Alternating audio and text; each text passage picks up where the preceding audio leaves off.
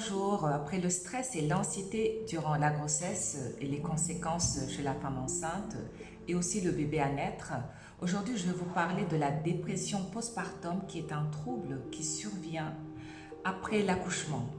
En général, elle arrive entre 3 et 6 mois après la grossesse. Et c'est un trouble qui malheureusement touche entre 15 et 20% de femmes. On n'en parle pas souvent parce que c'est pas toujours reconnu, c'est pas toujours identifié. Et puis il y a aussi tout un tabou autour de ce trouble en lien avec les attentes qu'on a vis-à-vis de la mère, de la jeune mère, et aussi de toute l'image autour de la parentalité qui veut qu'une naissance soit uniquement un moment de joie, voilà, pour la mère, en tout cas pour les parents. Mais ce n'est pas toujours le cas, malheureusement. Différents facteurs peuvent faire que l'arrivée d'un bébé soit vraiment très difficile pour la mère et aussi pour le père.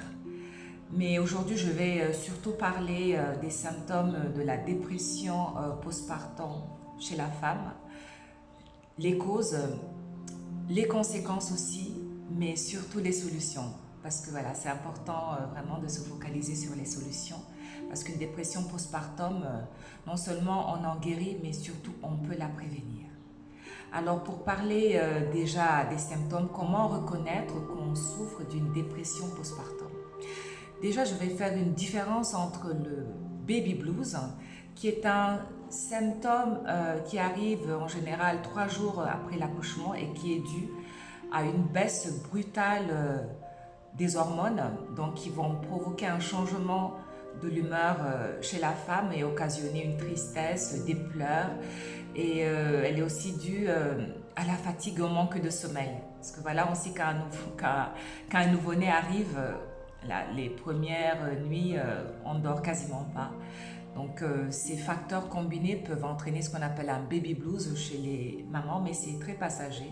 En général, ça dure pas plus de 15 jours. Mais si les symptômes beaucoup plus sévères, tels qu'une tristesse vraiment qui s'installe dans la durée, des pleurs, un sentiment d'épuisement, c'est-à-dire on n'arrive vraiment pas à récupérer, et un grand sentiment de culpabilité parce qu'on n'arrive pas à s'occuper du bébé, une difficulté même à créer un lien avec le bébé, une grande anxiété qui est en lien avec notre sentiment, enfin le sentiment qu'on peut avoir de ne pas être à la hauteur.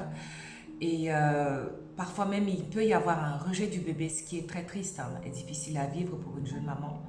Et on est tellement submergé, on est tellement dépassé qu'il peut y avoir vraiment un rejet vis-à-vis du bébé. Dans certains cas, on peut carrément avoir des idées noires. Vraiment, il y a des mamans qui souffrent de dépression postpartum assez sévère avec des idées suicidaires. Donc ça, c'est vraiment grave. Et même des fois, il y en a même qui peuvent faire du mal à leur bébé. Donc c'est vraiment un trouble qui est très grave, qu'il ne faut pas prendre à la légère, dont il faut parler déjà au conjoint, et aussi l'entourage doit vraiment être informé de la réalité de ce trouble-là. Et il faut surtout lever le tabou pour pouvoir s'occuper vraiment de manière optimale de la jeune maman qui peut être dans cette phase de détresse lorsqu'elle souffre d'une dépression postpartum. Alors les symptômes, ils vont ressembler vraiment à ceux d'une dépression classique, sauf qu'il y a d'autres facteurs spécifiques qui se rajoutent, notamment en lien avec le bébé même, en fait. Donc la mère, elle aura tendance à moins s'occuper du bébé, ou alors quand elle s'en occupe, ça va être vraiment comme une contrainte. Elle se sent obligée de le faire. Il n'y a pas nécessairement la notion de plaisir. Et il peut aussi s'en suivre un repli sur soi, en tout cas une très très profonde tristesse. Et donc c'est vraiment important, dès que ces signes apparaissent, ne pas les prendre à la légère. Se faire aider, c'est très important par l'entourage, le conjoint, mais surtout il ne faut pas hésiter à consulter des professionnels parce que les conséquences peuvent être graves.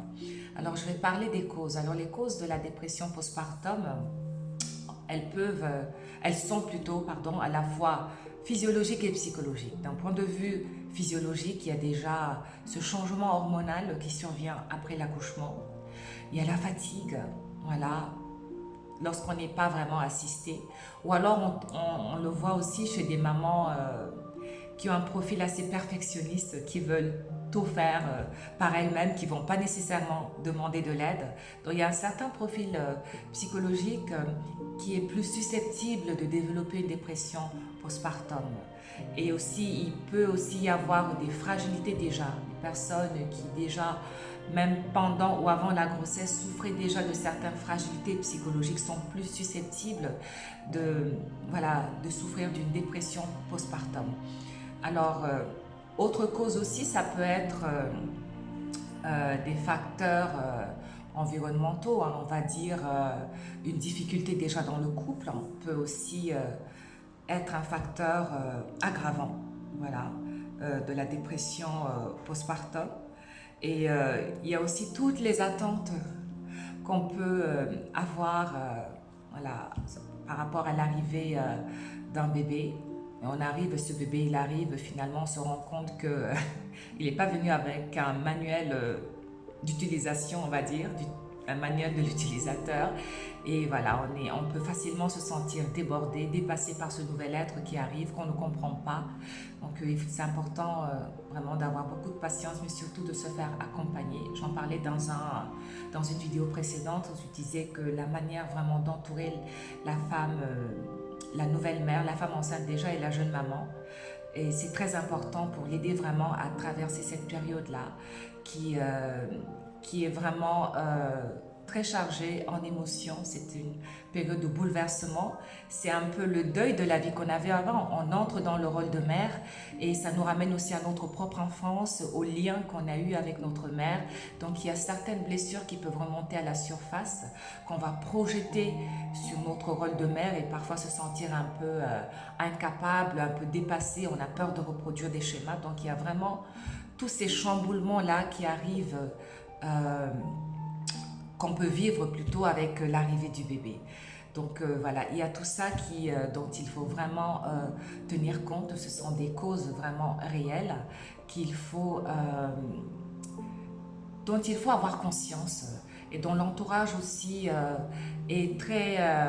doit être très impliqué dans l'accompagnement de la femme enceinte déjà et de la jeune maman pour vraiment éviter que la dépression postpartum s'installe et occasionne des conséquences graves pour la santé de la mère, mais aussi pour le développement de l'enfant. Alors, il y a des facteurs de risque aussi. Hein. Les facteurs de risque, il peut y avoir voilà, une situation socio-économique peut-être difficile. Voilà. Il peut aussi y avoir des problèmes de couple même, mais aussi une difficulté à allaiter par exemple. Une difficulté à allaiter peut provoquer beaucoup de stress chez la maman et, voilà, et la fragiliser au niveau psychologique. Alors les papas aussi, parce qu'on ne parle pas assez, les papas aussi peuvent souffrir de dépression postpartum, notamment lorsque la mère en souffre. Voilà, ils se retrouvent un peu démunis.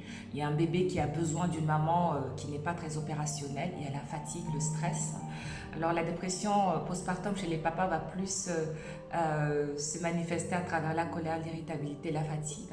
Parce que très souvent, ils vont se retrouver à devoir apporter un soutien supplémentaire à la maman. Et voilà, cela aussi peut avoir un impact sur leur bien-être émotionnel et psychologique, en plus de fragiliser le couple. Donc après, on peut vraiment se retrouver dans un cercle vicieux. Les conséquences sur l'enfant aussi peuvent être très graves. Déjà, le lien d'attachement qui se fait difficilement ou pas du tout lorsque la maman souffre d'une dépression postpartum, a des conséquences sur son développement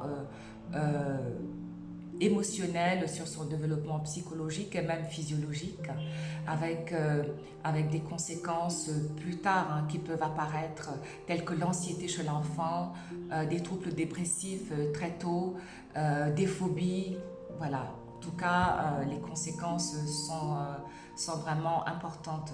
Donc il est urgent vraiment de prendre à bras le corps une dépression postpartum lorsqu'on l'identifie et d'aller vers des professionnels. Alors moi, à mon niveau, justement, je propose un accompagnement déjà durant la grossesse et après la grossesse pour parer au risque en fait de la dépression postpartum, pour déjà essayer de mettre en place des outils, voilà, à disposition de la femme enceinte, de la jeune maman, pour l'aider à traverser cette période-là le plus sereinement possible. Donc l'aide, elle peut se faire par l'acupuncture qui va agir sur le stress, mais aussi les soins énergétiques que j'apporte qui font beaucoup de bien au niveau émotionnel, psychologique, pour aider vraiment à dépasser certaines peurs, à vraiment à être dans une plus grande réceptivité, dans l'accueil vraiment de ce changement-là.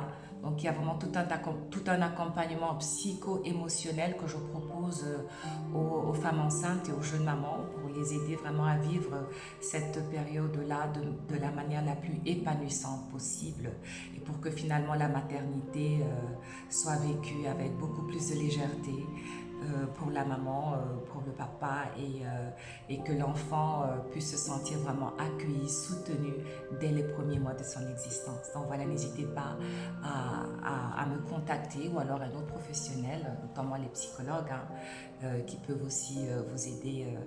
Voilà, si vous souffrez de dépression postpartum. Alors je vous remercie, j'espère que cette vidéo vous aura vraiment aidé à comprendre ce trouble-là et surtout, j'insiste, c'est important de lever le tabou.